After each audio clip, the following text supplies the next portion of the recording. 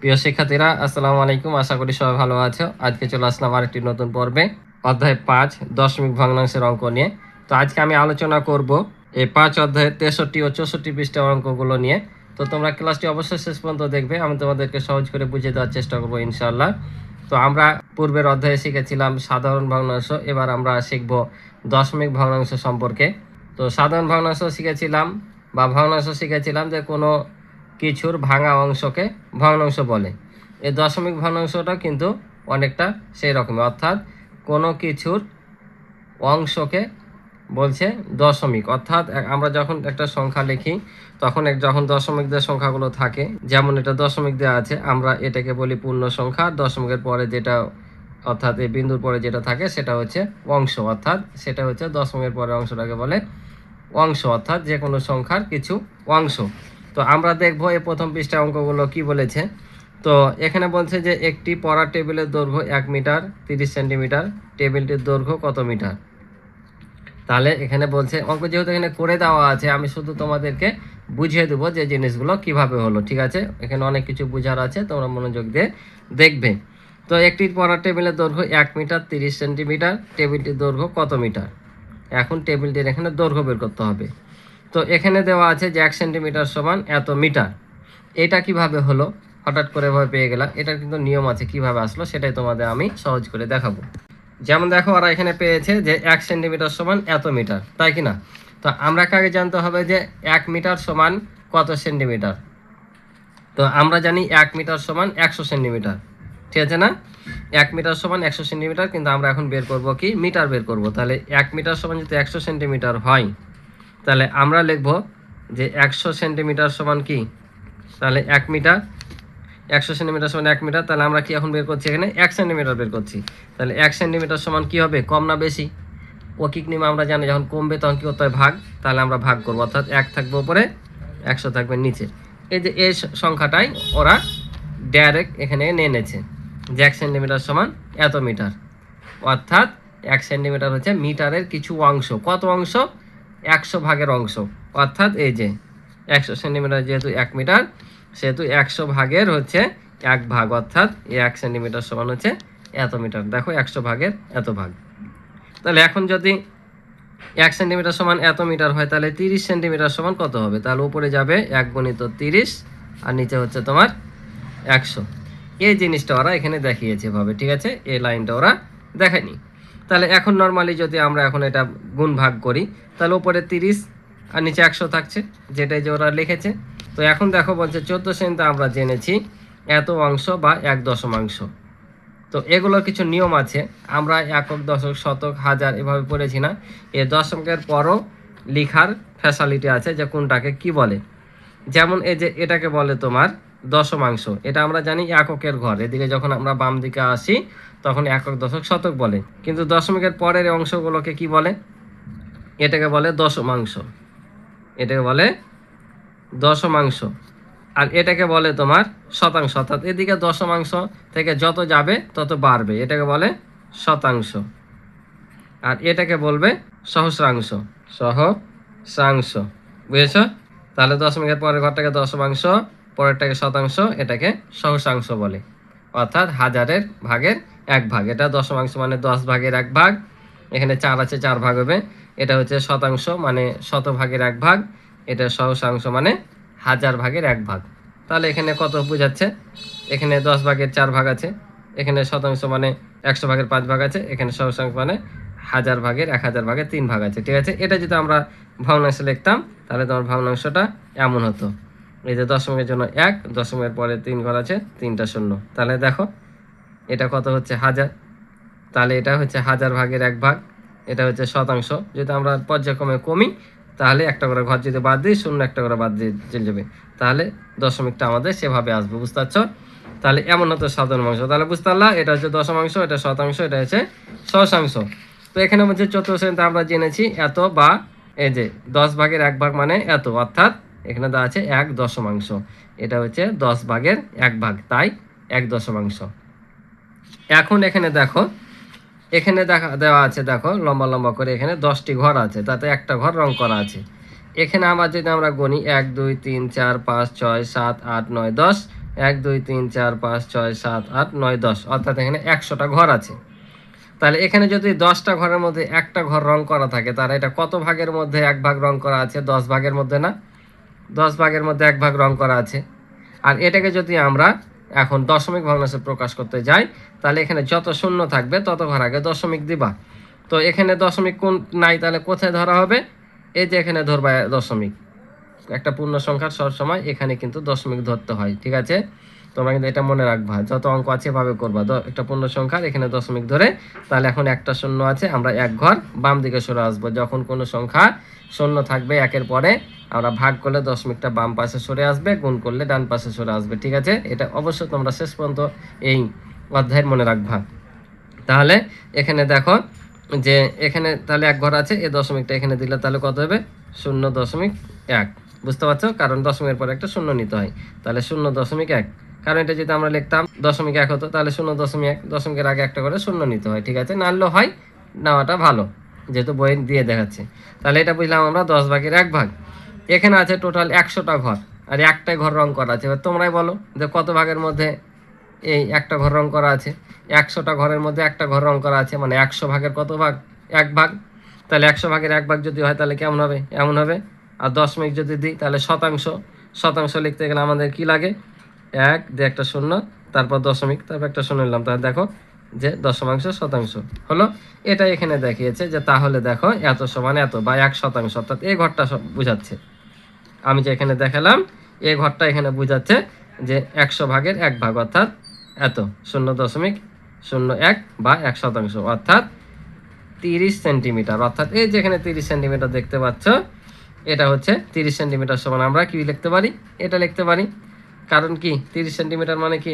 এই যে দেখো 100 ভাগের কত? 30 ভাগ। তার মানে কি বোঝাচ্ছে এখানে? এখানে হবে আমাদের তাহলে এত মিটার। অর্থাৎ আমরা যখন 30 সেন্টিমিটার সমান এত মিটার লিখেছি, তার মানে কি দুটা শূন্য আছে, 2 ঘর আগে দশমিক, অর্থাৎ এখান থেকে 1 2, যে 1 2, তো এই শূন্যটা নাইনি, এখানে শূন্যটা নিলে হবে, না নিলেও হবে। কারণ দশমিকের পরে কোনো সংখ্যা পরে যদি শূন্য থাকে দরকার নাই, কিন্তু সামনে থাকলে নিতে হবে। দশমিকের একে থেকে বেশি শূন্য না, কিন্তু এটার আগে শূন্য থাকলে নিতে হবে। বুঝতে পারছো? এটার দাম আছে। তাহলে এখানে কত পেলাম? এত মিটার পেলাম। অনুরূপভাবে টেবিলের দৈর্ঘ্য 1 মিটার ছিল। এই যে এখানে দেখতে পাচ্ছ তোমরা 1 মিটার ছিল। তো মিটার হয়ে আছে, এতে একে কি কিছু আর প্রকাশ করা লাগবে? লাগবে না, কারণ আমাদেরকে কি বলেছে? মিটারে প্রকাশ করতে বলেছে, এটা মিটারই হয়ে আছে। তার মানে এটাকে আমাদের কিছু করা লাগবে না। তাই এখানে বলছে টেবিলটির দৈর্ঘ্য 1 মিটার, আর এই যে এখানে পাইলাম আমরা 0.3 মিটার, এটা যোগ করে দেবো, তাহলে 1.3 মিটার হলো। বুঝতে পারছো? তো আশা করি তোমরা বুঝেছো। যদি তারপরে তোমাদের কোনো সমস্যা থাকে, আমার সাথে কেউ যোগাযোগ করতে চাও, তো আমার হোয়াটসঅ্যাপ নাম্বার দেওয়া আছে আমার চ্যানেলে, তোমরা সেখান থেকে নাম্বারটা নিয়ে আমার সাথে যোগাযোগ করতে পারো। আমি তোমাদেরকে বুঝিয়ে দেওয়ার চেষ্টা করবো ইনশাল্লাহ। তো এবার দেখো পরের অঙ্কটা বলছে রং করা অংশ সাধারণ দশমিক ভগ্নাংশে লিখি। এখানে রং করা অংশগুলো সাধারণ এবং দশমিক ভগ্নাংশে লিখতে বলছে। তো তার আগে আমাদের দেখে নিতে হবে যে কোন চিত্রে কতটি করে কি আছে, তোমার ঘর আছে। তাহলে আমরা দেখে নিই 1 2 3 4 5 6 7 8 9 10, 1 2 3 4 5 6 7 8 9 10। তার মানে 10 10-এ 100টি ঘর আছে। এখানেও 100, এখানেও 100। আমরা বুঝতে পারছি দুই জায়গাতে 100টি করে ঘর আছে। তা একটু গুনে নিই, 1 2 3 4 5 6 7 8 9 10, হ্যাঁ 10টি করে হবে। তাহলে এখন দেখবো আমরা কতগুলো রং করা আছে, সেটাকে সাধারণ এবং দশমিক ভগ্নাংশে প্রকাশ করতে হবে। তার আগে আমরা এখানে বলছে দেখে নিই যে চিত্র ক খ গ, রং করা অংশ সাধারণ ভগ্নাংশ দশমিক ভগ্নাংশ। অর্থাৎ এখানে রং করা অংশগুলো লিখতে হবে, তারপর সাধারণ ভগ্নাংশ এবং দশমিক ভগ্নাংশ লিখতে হবে। তো এখানে আমরা দেখে নিই কতগুলো ঘর আছে। 1 2 3 4, এ পাশে 4টা আর এ পাশে তো আমরা জানি 10টা, তাহলে 4 10-এ কত হলো? 40। 40, আর এখানে রং করা আছে 8টা, কারণ এখানে 2টা নাই, মানে এখানে 8টা আছে। 1 2 3 4 5 6 7 8, তাহলে এদিকে 40 আর 8-এ কত হলো? 48। তাহলে আমরা এখানে রং করা অংশ পেলাম 48। এখন যদি একে সাধারণ ভগ্নাংশে আমরা প্রকাশ করি তাহলে কি হবে? এখানে 100টি ঘর আছে, তার মানে কি 100 ভাগের মধ্যে 48 ভাগ কি করা আছে? রং করা আছে। তাহলে উপরে যাবে কত? 48, আর নিচে হচ্ছে 100। এখন যদি আমরা দশমিক ভগ্নাংশে প্রকাশ করি তাহলে কত হবে? এখানে যত শূন্য আছে তত ঘর আগে দশমিক দেবো। 2টা শূন্য আছে, 2 ঘর আগে দশমিক, তাহলে এই যে 48-এর আগে দশমিক দিয়ে দিলাম, তাহলে দশমিক ভগ্নাংশে রূপান্তর হয়ে গেল। বুঝতে পারছো? যতগুলো শূন্য থাকবে একের আগে তত ঘর আগে দশমিক দিয়ে দিবা। এবার খ নাম্বারটা দেখো। তাহলে এখানে কি বলছে? কয়টা ঘর আছে আমরা গণে নিই। 1 2 3 4 5, 5 আর এদিকে আছে 10টা, তাহলে 5 10 50। আর এখানে আছে দেখো 1 2 3 4 5, অর্থাৎ 5টা করে 2 লাইন, তার মানে 5 5 10। এদিকে তাহলে 50 আর এদিকে 10, তাহলে কত হলো 60টা, তার মানে এখানে হবে 60। তো কতর মধ্যে 60টা আছে? 100-র মধ্যে, তাহলে উপরে দেবো 60 আর নিচে দেবো 100। তাহলে এবার দশমিক দিলে কত হবে? 0.60। ঠিক আছে, কারণ 2 ঘর আগে দশমিক হবে, 2টা শূন্য আছে। বুঝতে পারছো? এবার দেখো এটাতে কয়টা আছে, তাহলে 1 2 3 4, এদিকে আছে 4টা আর এদিকে 10টা, তাহলে 4 10 40। আর এদিকে আছে দেখো 1 2 3 1 2 3, তারপরে 9টা, তাহলে 40 আর 9 কত হয়? 49। তাহলে আমরা দেবো এখানে 49। তাহলে কতর মধ্যে 49 আছে? 100-র মধ্যে, তাহলে উপরে যাবে 49, নিচে 100, কারণ এই যে সাধারণ ভগ্নাংশে প্রকাশ করতে বলেছে। তাহলে এটাও কি হবে? 0.49। বুঝেছো? এটা হচ্ছে উত্তর, আশা করি বুঝেছো। তাহলে চলো এবার আমরা পরের পৃষ্ঠায় যাই। এবার একটু তোমরা এই পৃষ্ঠায় ভালোভাবে এই ছকটা লক্ষ্য করে দেখো। বলছে নিচে রং করা অংশকে কিভাবে প্রকাশ করা যায়, অর্থাৎ এগুলোকে কিভাবে প্রকাশ করা যায়। তো এখানে দেখতে পাচ্ছ তীর চিহ্ন দেওয়া আছে, অর্থাৎ এটা এখানে এদিকে এসছে, এটা এদিকে, এটা এদিকে, এভাবে। অর্থাৎ এখানে আমাদের 100টা টোটাল ঘর আছে, এদিকে আছে 10টা, এদিকে 10টা, তাহলে 10 10 100টা। এখন বলছে এদিকে যখন আমরা যাচ্ছি তখন 10 গুণ করে বাড়ছে, আবার যখন যাচ্ছি 10 গুণ করে, আবার যখন যাচ্ছি 10 গুণ করে বাড়ছে। ঠিক আছে, তার মানে এদিকে আমরা দেখতে পাচ্ছি এই 2টা ঘর এখানে দেওয়া আছে, দেখছো? এই 2টা গুণ করলে কত হয়? 10 10 100, তার মানে 100 গুণ। কার 100 গুণ? এই ঘরটার 100 গুণ। আবার দেখো এই 3টাকে যদি আমরা গুণ করি তাহলে হবে 10 10 100, আবার 100-র সাথে 10 গুণ করলে 1000, তার মানে এটা 1000, অর্থাৎ এখান থেকে এ পর্যন্ত হচ্ছে 1000। এখন নিচ দিকে যদি আমরা চিন্তা করি তাহলে দেখো এটা সম্পূর্ণ একটাই ঘর দেওয়া আছে। ঠিক আছে, এদিকে কিন্তু কমছলো। ঠিক আছে, এদিকে 10 গুণ করে কমছলো। এবার নিচেরটা দেখো, এবার এদিক থেকে আসছে, তো কি হচ্ছে? এখানে টোটাল আছে কত ঘর? একটা ঘর, অর্থাৎ সম্পূর্ণ ঘরটাকে রং করা আছে, অর্থাৎ এক ভাগে এখানে আছে, অর্থাৎ পূর্ণ এটা একটা ঘর। তারপরে যখন এ পাশে এসছি তখন দেখো 10টা ঘর হয়েছে এখানে, 1 2 3 4 5 6 7 8 9 10টা, তার মধ্যে একটা রং করা আছে, অর্থাৎ 10 ভাগের 1 ভাগ রং করা আছে, তাই এখানে দিয়েছে 1/10। আর এটাকে যদি আমরা দশমিকে প্রকাশ করি তাহলে কত হবে? দশমাংশ, মানে 10 ভাগের 1 ভাগ, অর্থাৎ কয়টা ঘর আগে দশমিক হবে? 1 ঘর আগে, তাই 1 ঘর আগে দশমিক দিয়েছে। আবার যখন এদিকে এসছে তখন দেখো আবারও এই ঘরগুলোকে 10টা করে ভাগ করা আছে, অর্থাৎ এদিকে 10টা ছিল, আবার দেখো এদিকে 10 ভাগ করা হয়েছে, এই যে 10 ভাগ করা হয়েছে, তার মানে আবারও 10 ভাগের 1 ভাগ, অর্থাৎ কত আসলো? এবার দেব আমরা এখানে 0.01। কেন 0.01 হলো? কারণ এই যে এখানে দেখো এটাকে 100 ভাগ করা হয়েছে, কারণ এই ঘরটাকে ভাগ করেছিল 10, এবার এই 10 ঘরটাকে ভাগ করা হয়েছে 100 ভাগে, তাহলে এখানে 100 ভাগের 1 ভাগ হলো, অর্থাৎ 2টা শূন্য আছে, 2 ঘর আগে দশমিক। ঠিক আছে, অর্থাৎ 1 2, এর যে 2 ঘর আগে দশমিক। আবার যখন এখান থেকে এখানে আসছি তখন দেখো আবারও 1/10, অর্থাৎ আবারও 10 ভাগ করা হয়েছে কোন ঘরটাকে? এই যে টোটাল এখানে দেখতে পাচ্ছ এই ঘরটা থেকে কিন্তু এসছে, অর্থাৎ এই ঘরটাকে আবার কত ভাগ করা হয়েছে? এই ঘরটাকে আবার এদিকে এসছে, তখন 1000 ভাগ করা হয়েছে। কিভাবে 1000 ভাগ করা হয়েছে? এখানে দেখো এই যে এখানে তীর চিহ্ন দ্বারা এটা বোঝাচ্ছে, তার মানে এই ঘরটা দ্বারা বোঝাচ্ছে যে এটার মান 1, এটার মান 1, অর্থাৎ এই যে এই গোল দাগটা দেখতে পাচ্ছ, এই গোল দাগের মানে বোঝাচ্ছে ঘরটার মান হচ্ছে 10। কেন 10? এই যে এখানে চিহ্ন দেওয়া আছে, গোল দেখো রং করা আছে, এটার মানে হচ্ছে 10 বোঝাচ্ছে। কেন 10? কারণ এই ঘরটাতে কয়টা ভাগ করা আছে? 10 ভাগ করা আছে, আর 10 ভাগ করা যদি থাকে এই রংটা বোঝাচ্ছে, আর এই রঙের মান হচ্ছে 10। তো এটার মান যদি 10 হয়, কেন 1000 হচ্ছে? দেখো ভাগ, কারণ ওরা এখানে তার 1000টা ঘর দিবে না, কারণ আমরা যদি মনে করি যে এই এক ঘরের মান 10 ধরবো, 100 ধরবো, 1000 ধরবো, তা হবে। যদি আমরা এই ঘরের মান প্রত্যেকটার মান 100 করে ধরি তাহলে কত হবে? 100 200 300 400 500 করে 1000, এদিকে 1000 1000 1000 গুণ করলে 10 লাখ হয়ে যাবে। বুঝতে পারছো? তো এই ঘরটার মান হচ্ছে 10। কেন 10? দেখো 10 20 30 40 50 60 70 80 90 100, তার মানে এদিকে প্রত্যেকবার কত করে আছে? তোমার 100 100 করে আছে, তাহলে 100 200 300 400 500 600 700 800 900 1000 হচ্ছে না? আবার এভাবে যদি আমরা ধরি, এদিকে আছে কত? 100, আর এদিকে আছে 10টা ঘর, তাহলে 10-এর সাথে আমরা যদি 100 গুণ করি তাহলে কত হবে? 1000, অর্থাৎ এই ঘরটার মান বোঝাচ্ছে যে তোমার 10। তাহলে এই দিকে যদি আমি চিন্তা করি তাহলে কত করে আছে, কারণ এই যে লম্বা দাগ দেখিয়েছে এটার মানে 10 বোঝাচ্ছে, ঠিক আছে। অর্থাৎ এই ঘরটাকে এখানে 10 ভাগ করা আছে, আর একটা ঘরের মানে হচ্ছে 10, তাহলে 10 20 30 40 50 60 70 80 90 100, এদিকে আছে 100, আর এদিকে আছে 1 2 3 4 5 6 7 8 9 10, এদিকে কিন্তু এক এক করে, তাহলে 100 আর 10 গুণ করলে 1000, তাই এটা 1000 ভাগ করা আছে, তাই এটা হচ্ছে তোমার 1/100, অর্থাৎ 1000 ভাগের 1। আর এখানে তাহলে আমরা যদি দশমিক করি তাহলে 3 ঘর আছে, 3 ঘর আগে দশমিক, বুঝতে পারছো? আশা করি বুঝেছো। এবার এটা দেখো, এখানে বলছে যে এত সমান 1 দশমাংশ। আমি প্রথমে কিন্তু আলোচনা করেছিলাম যে দশমাংশ, শতাংশ, সহস্রাংশ, এটা এখানে বলছে আমাদের এখানে উচ্চারণ করে করে বলতে হবে। অর্থাৎ এত দশমিক ভগ্নাংশের বিভিন্ন স্থানের নাম কি, অর্থাৎ স্থানগুলোর আমাদের এখানে নাম লিখতে হবে। যেমন এটা দেওয়া আছে 1 দশমাংশ সমান এত, তাহলে এখানে কত আছে 100, তার মানে এখানে কি শতাংশ হবে, 1 শতাংশ বা শতাংশ লিখতে পারো শুধু। তো আমি শতাংশ দিলাম, শতাংশ যেহেতু জায়গাতে কম, তোমরা যদি 1 শতাংশ দাও তা হবে, তবে 1 শতাংশ না দেয় শুধু শতাংশ দিবা, এটাই ভালো হবে। তাহলে কত হবে 0.01। এটা কত সহস্রাংশ, সহস্রাংশ, ঠিক আছে। তার মানে এটা কয় ঘর আগে দশমিক, 3 ঘর আগে, তাহলে 1 2 3, এখানে দশমিক একটা আমরা শূন্য নিতে পারবো, বুঝতে পারছো? এবার এখানে বলছে দেখো যে স্থানের নাম, এই যে এখানে সুন্দর করে দেওয়া আছে, একক মানে 1, আর দশমিক এটাকে আমরা দশমিক বলি। আর দশমিকের পরে যে সংখ্যাগুলো থাকে সেগুলো কিন্তু আমরা উচ্চারণ করে বলতে পারবো না। যেমন এখানে আমরা যদি বলি, যেমন আমরা যদি এখানে এমন লিখি, আমরা কিন্তু 1.35 বলতে পারবো না, এটাকে বলতে হবে 1.35।